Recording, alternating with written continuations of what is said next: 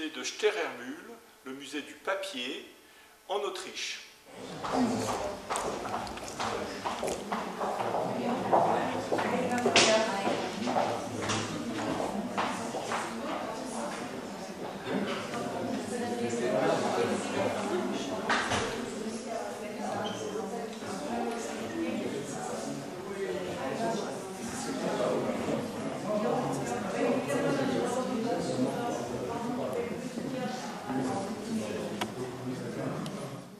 Oui, alors c'est des peintures où j'explore le vide. C'est des voyages dans le vide, dans l'inspiration. C'est une peinture extrêmement libre.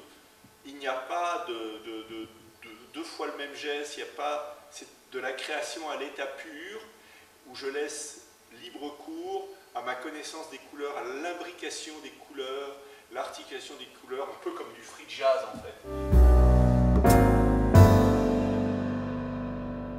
Donc, nous sommes là devant une peinture que j'ai faite en 2011 et qui annonce déjà d'une certaine manière les peintures que je ferai en 2012 d'une manière beaucoup plus libre. Ça, c'est un tableau que j'ai peint en 2012 qui montre deux personnages qui se rencontrent avec tout le paradoxe et les questions que pose la rencontre. Alors, voilà le visage intégral.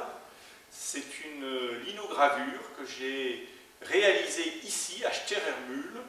Pourquoi le visage intégral? Parce que c'est une œuvre que j'ai le plus ouverte sur l'histoire de l'art. C'est à la fois une œuvre qui reprend certains codes primitifs de l'art tribal, certains codes de l'art classique, codes de l'art moderne et évidemment aussi de l'art contemporain. Donc c'est une peinture intégrale au sens où à elle seule, elle est un fantastique voyage dans le temps.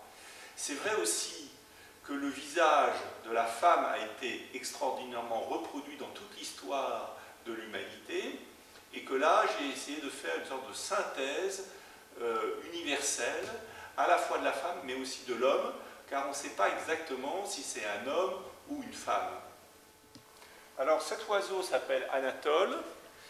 C'est un oiseau extrêmement intelligent qui a repéré qu'il y avait une tache dans le soleil et que ça réchauffait la planète. Bon.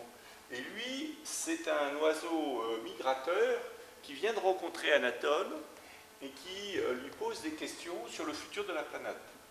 Alors il est un peu sceptique, mais tout de même Anatole est extrêmement convaincant et c'est un tableau qui représente justement ce travail sur la collaboration, sur le besoin des êtres humains aujourd'hui de collaborer, de réfléchir au futur de la planète.